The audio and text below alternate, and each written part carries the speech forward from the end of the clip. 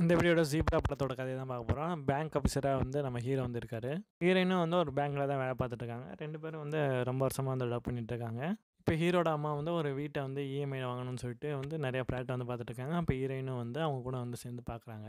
வீட்டை கட்டின மாதிரி வந்து ஹீரோயினும் வந்து காட்டிடுறாரு அவங்க அம்மாவுக்கு ஹீரோ. இப்போ ஒரு தடவை வந்து ஹீரோயினுக்கு வந்து ஒரு பிரச்சனை வந்துருச்சு. என்னென்னா வந்து அவங்க அக்கௌண்ட்டை மாற்றி வந்து தப்பாக வந்து ஒரு 4 லட்சத்தை வந்து வேறு அக்கௌண்ட்டுக்கு வந்து ட்ரான்ஸ்ஃபர் பண்ணி விட்றாங்க.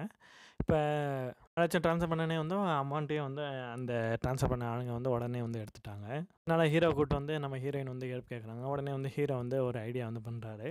மேனேஜர்கிட்ட சொல்லி 4 லட்சம் வந்து நான் சாயங்காலத்துக்குள்ளே கொடுத்துட்றேன் அப்படின்னு வந்து சொல்லிட்டு, அதுக்கிட்டே வந்து நம்ம யார் எடுத்தோன்னா அவன் அக்கௌண்ட் வந்து திரும்ப அந்த 4 லட்சத்தை வந்து நம்ம எடுக்கிறோம் அப்படின்னு வந்து சொல்கிறாங்க. அவங்க பிளான் பண்ண மாதிரி அவனோட சிக்னேச்சர், அவனோட ஐடி ப்ரொஃபைல்லாம் வந்து திருடி அவனோட 4 லட்சத்தை வந்து எடுத்துடுறாங்க.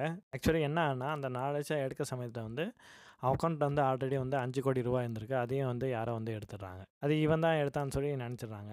அவனுக்கு 5 கோடி வந்து ஒரு தப்பான வழியில் வந்து வந்திருக்கு. அதுக்கு வந்து ஒரு ஹெட் வந்து ஒருத்தர் இருக்காரு. அந்த பணத்தை தான் மெயின்டைன் பண்ணிடுவார். அவர் வந்து இவர் வந்து பார்க்குறாரு. இது மாதிரி வந்து அவன் அக்கௌண்ட் வந்து 5 கோடி எடுத்துட்டேன், ஒழுங்காக வந்து அதை வந்து ட்ரான்ஸ்ஃபர் பண்ணு அப்படின்னு வந்து சொல்கிறாரு. எனக்கு 4 நாள் தான் டைம், அது கூட ட்ரான்ஸ்ஃபர் பண்ணிடு அப்படின்னு வந்து சொல்கிறாரு. ஹீரோ அப்போ தான் வந்து எதாவது பண்ணலாம்னு சொல்லிட்டு பார்க்குறாரு. வந்து நடுவில் ப்ரோக்கராக இருக்க வந்து சத்யராஜை போய் வந்து இவர் வந்து மீட் பண்ணுறாரு. எனக்கு ஹெல்ப் பண்ணுங்க அப்படின்னு வந்து சொல்கிறாரு. சரி, ஓகே, எப்படி ஹெல்ப் பண்ணுறது அப்படின்னு சொல்லி நினச்சிட்டு இருக்கும்போது பேங்க்கில் ஆல்ரெடி இருக்க ரிசர்வ் கேஷை வந்து இவர் வந்து தெரியாமல் வந்து எடுக்கணும் அப்படின்னு சொல்லி பிளான் பண்ணுறாரு. அதே மாதிரி பேங்க்கில் வந்து ஃபயர் அலாரம் வச்சு பேங்க்கோட ரிசர்வ் கேஸான ஒரு 5 கோடி 7.5 கோடியை வந்து எடுத்துடுறாங்க. அதுக்கப்புறம் வந்து அந்த சமயத்தில் வந்து பேங்க்கில் வந்து யாருமே வந்து இல்லை, இவரும் வந்து இல்லை தான். ஆனால் வந்து அந்த இவருக்கு பிடிக்காத ஒரு பொண்ணு மட்டும், ஆஃபீஸர் மட்டும் பேங்க்கில் வந்து இருப்பாங்க.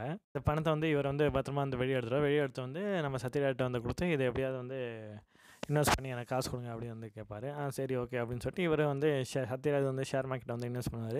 இன்வெஸ்ட் பண்ண அடுத்த கொஞ்ச நாள்லேயே வந்து அவருக்கு வந்து ஷேர் மார்க்கெட் வந்து பெரிய ஸ்ட்ரைக் ஆயிரும்.